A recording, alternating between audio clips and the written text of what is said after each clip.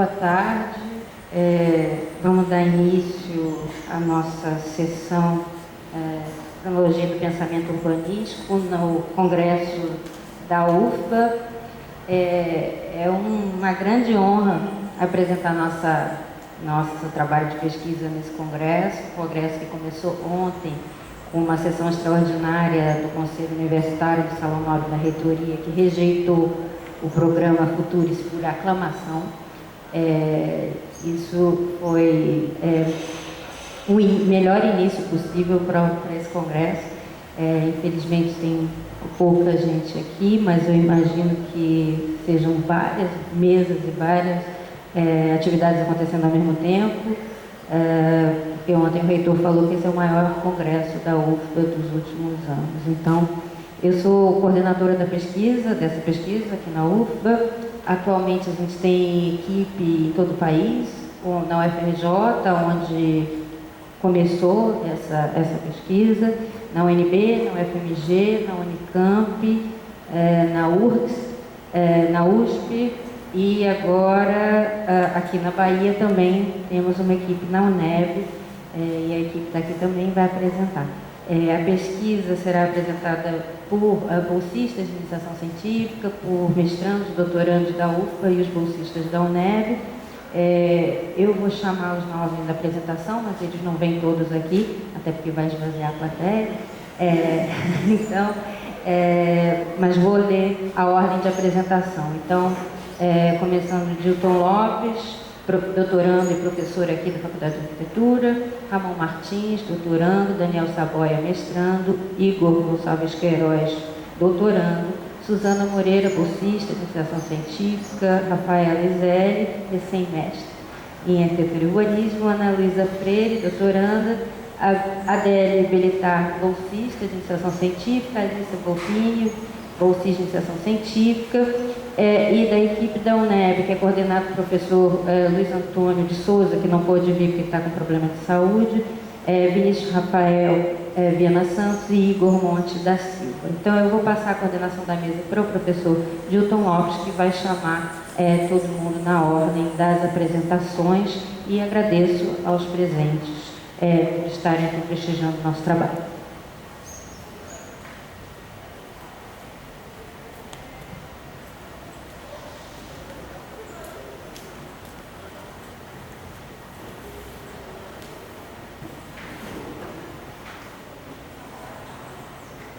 Boa tarde a todos, agradecendo de novo a presença.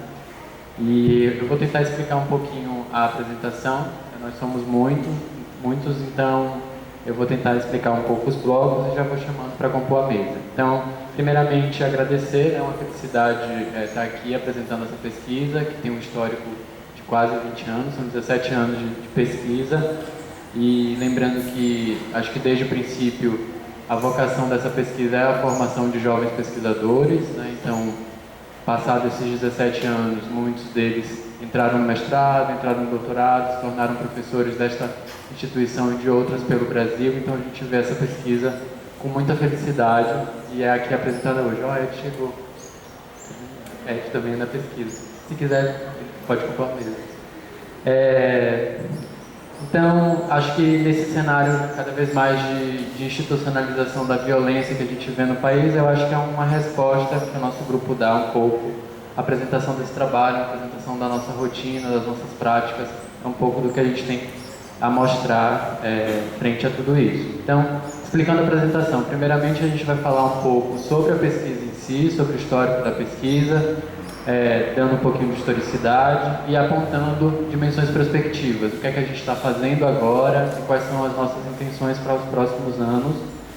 Em seguida, vamos apresentar um pouco o modus de narrar, né? Então, falando um pouquinho do histórico, nós estamos trabalhando na publicação desses livros. Esse é o volume 1, Modos de Pensar, o volume 2, Modos de Fazer, e o volume 3, Modos de Narrar. Então, a primeira parte eu vou explicar esses 3 tomos. A segunda parte eu vou chamar para compor a mesa pesquisadores que participaram da elaboração dos textos desse livro. E na terceira parte são pesquisas ainda nesse modo de fazer que estão em processo, que a gente iniciou, estão em processo e sendo desenvolvidas por bolsistas de iniciação científica, mestrando e doutorando. Então são esses 3 bloquinhos. Então no primeiro bloco eu vou chamar para compor a mesa Ramon Martins, comigo, e Daniel Saboia.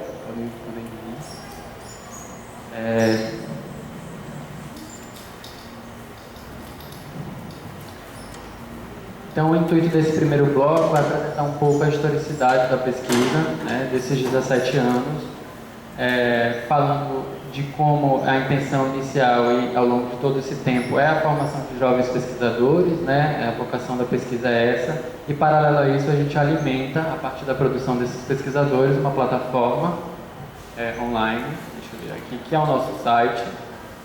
Antes de falar o nome de todo mundo, né?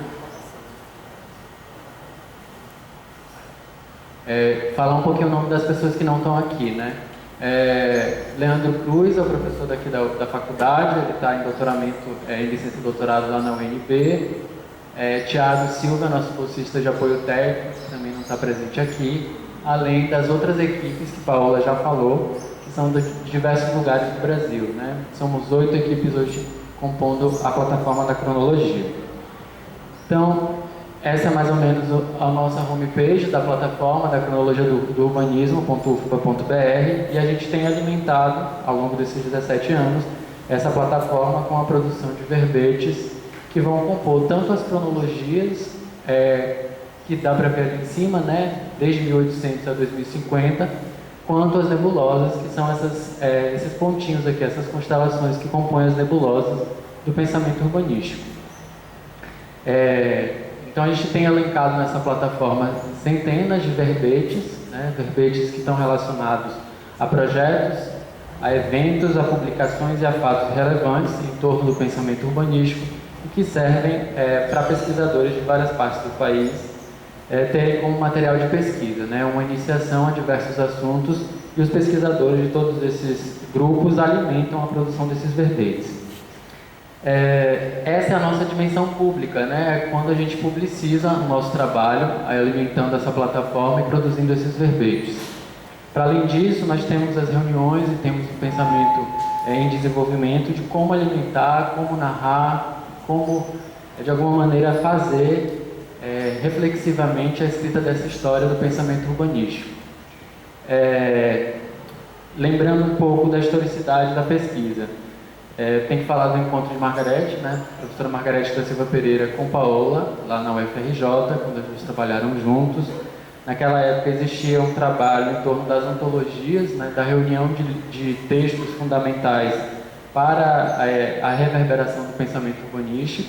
Então elas trabalhavam com essa ideia da produção de antologias. Isso tem continuidade, né? Dentro do Laboratório de Estudos Urbanos da UFRJ. Em seguida, iniciou-se um processo da produção das cronologias, ou seja, de começar a situar no tempo a trajetória de atores, biografias, projetos, eventos, publicações e fatos relevantes, a partir de uma linha do tempo e a partir de condições geográficas, né? Essa produção das cronologias, ela continua, né? Ela durou muitos anos na nossa plataforma, ela ainda está presente. É um modo de acesso ainda, a gente não eliminou a dimensão das cronologias. Como dá para ver ali, vocês conseguem acessar o site ainda pelas cronologias e vasculhar essa dimensão. A partir dessas cronologias, a gente começou a entender que a partir de determinadas aproximações, comparações e conexões entre os fatos e projetos, nós conseguimos criar relações e criar o que a professora Margarete tem chamado de nebulosas do pensamento urbanístico, né? Justamente nesse gesto em que o pesquisador tem de se debruçar sobre esses fatos ao longo do tempo e situado nos lugares, e percebendo a contradição, muitas das contradições entre esses atores, uma determinada nebulosa poderia ser feita que demonstrasse a complexidade da narração da circulação das ideias em torno do pensamento urbanístico. Então, desde 2015, mais ou menos, a gente tem trabalhado com a ideia das nebulosas. A professora Margarete desenvolve isso a partir muito dos contatos e da reflexão com o professor Christian Topalov. E a gente resolveu assumir as nebulosas na pesquisa. Hoje em dia elas estão presentes na nossa plataforma. É mais um modo de acesso, como uma estratégia de narração da complexidade da circulação dessas ideias, né? E aqui reiterando muito dessa possibilidade de perceber as contradições, a sobrevivência de determinados fatos que são solapados, né? Muitos silenciamentos produzidos pela própria história das cidades e do urbanismo, e as nebulosas de alguma maneira colocam isso em evidência ao pesquisador, né? Existe um trabalho de bastidor, né? A gente, quando uma oportunidade como essa de hoje, é a possibilidade de a gente tornar isso público. Para o usuário da plataforma, isso é uma coisa mais intuitiva. Ele vai circulando no site e acessando essas informações na medida em que vai vasculhando, buscando, abrindo as próprias nebulosas e lendo os verbetes. Então, isso é mais ou menos um pouco do que a gente tem trabalhado, né, das antologias, das cronologias e das nebulosas. E falando um pouco sobre os nossos últimos esforços, foi justamente no sentido de produzir algum tipo de suporte que falasse sobre essa produção, que se debruçasse de modo reflexivo sobre essa produção para além do site, para além da plataforma. Então, os grupos resolveram produzir livros, uma série de livros, que são as nebulosas do pensamento urbanístico, justamente para publicizar um pouco das discussões teórico-metodológicas que os grupos estavam tendo. Então, primeiramente, foram pensados esses 2 volumes, né? O Modo de Pensar, o tomo 1, que foi lançado em 2018. É importante dizer que a forma como a gente lida com essa pesquisa é a partir do embaralhamento desses três modos, né? A gente faz, a gente pensa e a gente narra de forma intrínseca, mas resolvemos separá-los de modo a tornar talvez um pouco mais didaticamente como é que a gente tem trabalhado. Então, primeiro se debruça sobre os modos de pensar. Ele foi lançado em 2018, no ano passado, no seminário na Fundação Casa de Rui Barbosa, lá no Rio de Janeiro. São 11 textos escritos pelos professores que compunham os grupos e se debruçam justamente a refletir diversos modos, né? Não é apenas um modo de pensar. Isso é importante de frisar sobre essa pesquisa, que a gente entende a diversidade entre os grupos e essa diversidade alimenta a multiplicidade de formas de pensar, formas de narrar e formas de fazer. Então, são 11 textos que vão apresentar diversas formas de pensar por montagens, formas de pensar por nebulosas, e aqui as nebulosas elas aparecem no título, né, como uma dimensão metafórica. A gente reclama essa dimensão metafórica para além das metodologias e aplicáveis, né? Então, é uma forma de pensar e uma forma de fazer a partir da metáfora. Outros modos de pensar por constelações, por enlaces, por biografias, enfim, uma diversidade de textos que tomam conta sobre os modos de pensar, feitos pelos professores, né? No tomo 2, a gente evoluiu para os modos de fazer. Então, como é que os grupos estavam trabalhando, sobre que processos, sobre que objetos, que pesquisas eles estavam se debruçando, e os grupos em si assumiram esse desafio de produzir isso de forma coletiva. Então, esse segundo volume, ele tem essa dimensão mais coletiva. Foi um desafio extremamente difícil, né, de vencer uma escrita de um grupo de 15 pessoas. É algo extremamente desafiador. Foi muito enriquecedor perceber como o nosso grupo, como dentro do nosso próprio grupo, por exemplo, existiam formas distintas de trabalhar e de fazer história, né? Esse texto foi lançado recentemente aqui na UFBA, em 14 de outubro, houve um segundo lançamento do tomo 2 aqui no seminário, que teve a presença de vários dos pesquisadores desses grupos e apresentaram seus modos de fazer, né? Por fim, os nossos últimos esforços, e aqui já numa dimensão prospectiva, estão na dimensão dos modos de narrar, né? Então a gente tem se preocupado recentemente de que maneira é possível narrar a história do pensamento urbanístico, quais são as reflexões teórico-metodológicas que se colocam aos narradores da história e de que forma essa narração abre a possibilidade imaginativa de fabulação e de produção de outros futuros possíveis para o nosso fazer, né? Para o nosso campo disciplinar, que muito mais do que uma disciplina é um campo que converge em uma rede de saberes complexos, né? Então, falando muito mais agora sobre essa dimensão dos modos de narrar e um pouco dessa relação, eu vou passar a palavra para Ramon para apresentar como é que tem se estruturado. Aqui já entra numa dimensão bem prospectiva, são esforços recentes, a gente tem desenhado isso nas nossas reuniões e possivelmente não, a gente vai lançar em 2020 no Seminário de História da Cidade e do Urbanismo, o 16º seminário que vai acontecer aqui em Salvador, entre os dias 17 e 20 de novembro de 2020. Então a gente pretende lançar esse terceiro tomo aqui na Bahia durante os 30 anos, a comemoração dos 30 anos do Seminário de História, que a primeira edição aconteceu aqui também. Bom, boa tarde a todo mundo. Eu sou bastante novato na pesquisa da cronologia, né? Não participei então da construção desses 2 tomos que o Dilton apresentou e entro agora, na verdade, justamente no momento em que a pesquisa está se debruçando em pensar no desenvolvimento desse terceiro tomo, né? Então, o que eu vou fazer aqui é trazer algumas anotações, né, para tentar fazer uma ponte entre o que Dilton falou e o site, né, a nossa plataforma, que é o que justamente Daniel, né, que vai falar a seguir. Então, mais precisamente, são anotações sobre como a pesquisa vem pensando a questão entre narração e história, né? Talvez a fala possa repetir algumas das coisas que Dilton falou, mas é mais no sentido de tentar complementar, né? Com coisas que a gente vem pensando para o desenvolvimento do terceiro tomo.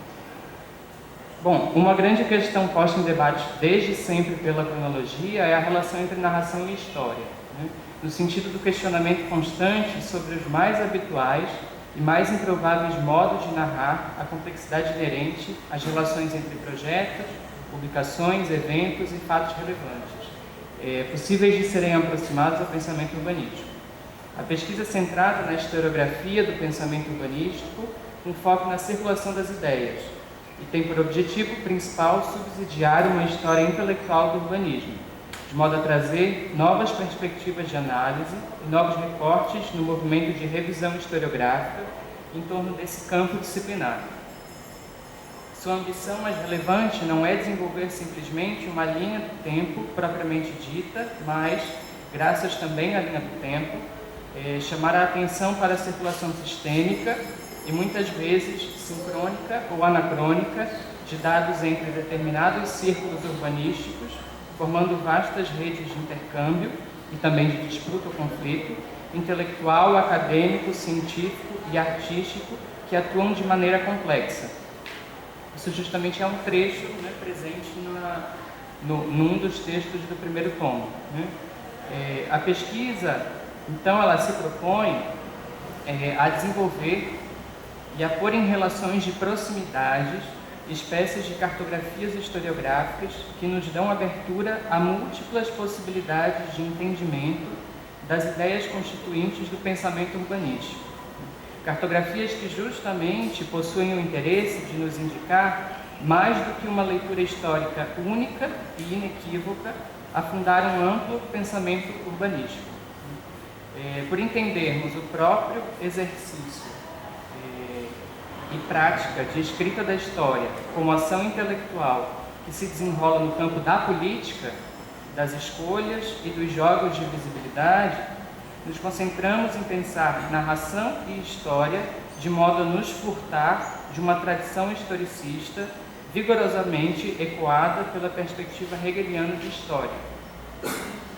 Tradição que nos conta a história a transcorrer linearmente com um único sentido racional de emancipação humana, a forjar uma narrativa com a pretensa reconstrução totalizante do passado e da fixação dos momentos históricos em quadros fechados, estáveis, resolvidos em correntes, estilos e escolas que se superam umas às outras de maneira consecutiva.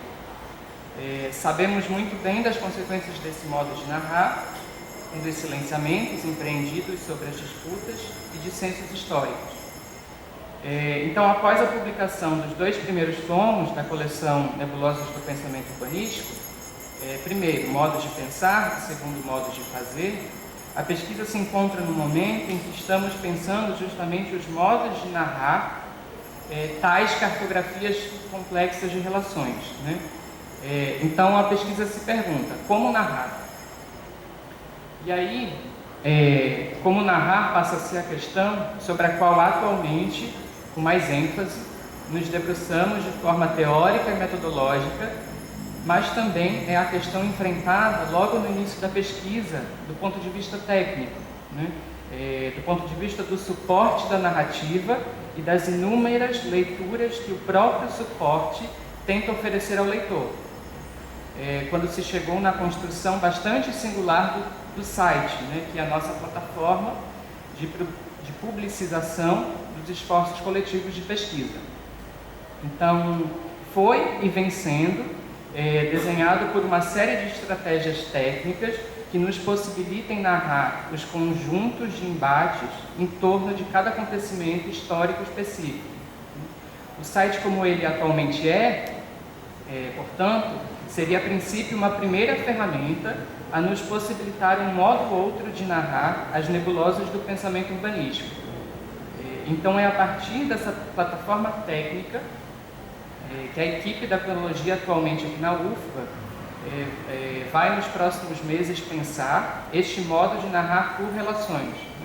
Enquanto as outras equipes atuantes em outras universidades, como o Gilton comentou, se concentrarão sobre outros modos de narração. Então aí passo a palavra para Daniel, que vai justamente falar sobre a plataforma, né?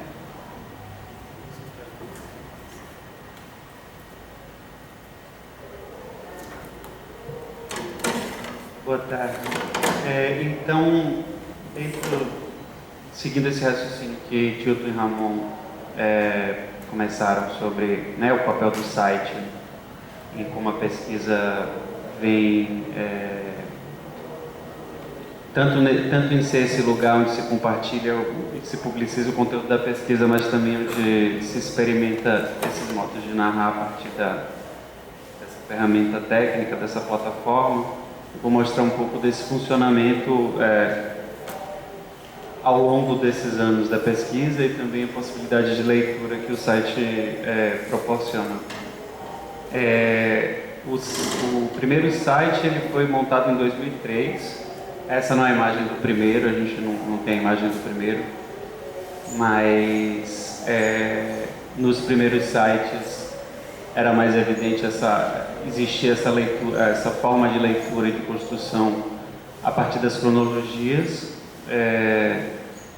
Isso são duas versões de 2008 e 2010, e em 2016 é construída essa nova plataforma com essa outra chave de construção de relações, que são as nebulosas, né? Esses pontos coloridos. Estão um pouco apagadas as linhas que estão conectando eles, mas cada ponto representa um verbete e cada cor representa essas categorias que o Ramon citou, né? Fato relevante, publicação, projeto e evento. Então, com isso a gente tem isso aqui, né? É a possibilidade de acessar também o verbete a partir da própria nebulosa, além de alguns destaques aleatórios que aparecem também. E aqui a leitura do próprio verbete. Então, cada verbete ele é apresentado a partir das suas relações. Os próprios trechos que compõem os verbetes, eles são pensados enquanto trechos que estão também tensionando relações entre as diversas leituras sobre determinado assunto. E essa é a leitura cronológica, né? A partir tanto de eixos verticais no tempo, quanto eixos horizontais no espaço, que aí vão dividir entre regiões do Brasil, Europa, América Latina, América do Norte e Ásia. Então você pode, no acesso do site, fechar ou abrir essas faixas horizontais, o que permite comparar diferentes faixas dessa, né, diferentes recortes geográficos, e também é possível recortar determinados anos para que você também consiga ter uma leitura do confrontamento de anos que não estão necessariamente na sequência. E aí, com isso, com essas possibilidades de leitura e de acesso, além disso, a gente também apresenta algumas outras leituras, outras cronologias que não estão necessariamente construídas a partir dos verbetes, mas que apresentam também outras possibilidades de construção no sentido de uma cronologia. E aí, esses diagramas que eu vou mostrar são algumas possibilidades, tentando demonstrar algumas possibilidades de leitura que o site possibilita. É um diagrama construído a partir dos verbetes que estão relacionados diretamente com o concurso para o Plano Piloto de Brasília. Então, nessa primeira imagem, estão todos os verbetes e está evidenciado aí são os anos, né? Eles não estão nesse diagrama espaçados cronologicamente na medida, porque a gente tem um primeiro verbete em 1821 e um último em 1989, e isso tem intervalos de tempo maiores, que eu vou mostrar mais na frente. Mas isso possibilita, né, na leitura do ano, você, né, tem uma leitura das coisas em simultâneo que estão acontecendo em lugares diferentes relacionados a esse fato, e também uma leitura no outro sentido das coisas que vão se sucedendo no mesmo espaço relacionadas a essa questão. E aí com as relações, esse tipo de leitura que vai relacionar como esses movimentos vão se delineando e se relacionando ao longo do tempo e do espaço, né? Além disso, uma outra possibilidade também é uma relação disso com as biografias. No caso do Plano Piloto de Brasília, duas biografias que ficaram mais evidentes porque se repetiam na relação com vários verbetes, era a biografia do Le Corbusier e do Lúcio Costa, que estão aí ligados a vários verbetes dentro dessa nebulosa, e essas duas faixas amarelas é o período de vida deles e com relação à distribuição desses eventos no tempo. E aí, quando a gente coloca o tempo na sua escala, respeitando a proporcionalidade entre os anos, né, não mais como estava anteriormente, a gente consegue perceber também como esses movimentos eles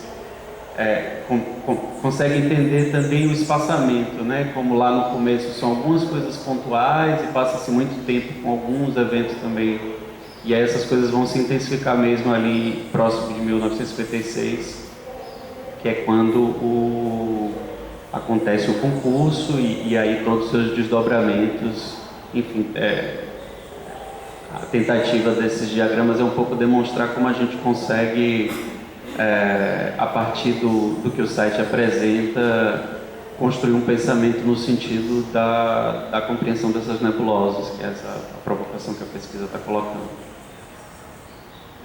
E aí só um zoom tentando mostrar um pouco alguns eventos no começo ali do século XIX, que estão mais relacionados a José Bonifácio,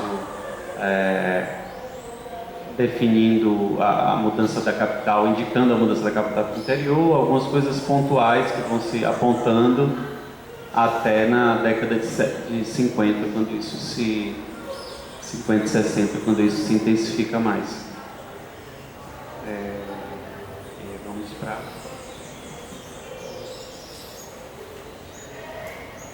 Importante dizer que todas essas relações elas aparecem a partir da pesquisa, né? No enfrentamento dos documentos, dos projetos, dos fatos relevantes. Então elas não são dadas a priori, elas são encontradas a partir dessas relações e do que os documentos vão nos trazendo. Então isso é um pouco um modo de fazer que a gente tem investigado, né? Isso está presente nos 2 primeiros volumes, esse modo de fazer talvez por desvios, né, e não por uma certa racionalidade prévia, né? Os documentos nos dizem relações, a gente tenta escavar, encontrando possibilidades outras de leituras, e as nebulosas têm sido esse suporte, essa forma de pensar metaforicamente que apresenta isso como possibilidade de narração, né? Encontrar essas relações, encontrar essas conexões que a princípio não tem sentido, né? José Bonifácio, por exemplo, com a Constituição de Brasília, mas aí escavando os documentos da época você percebe, por exemplo, Lúcio Costa citando José Bonifácio, e isso nos qualifica para a gente, enquanto pesquisador, uma relação possível. E assim vão se dando essas relações, né? Como é que isso se dá, tanto, não no sentido cronológico, né, linear cronológico, mas muito mais dessas relações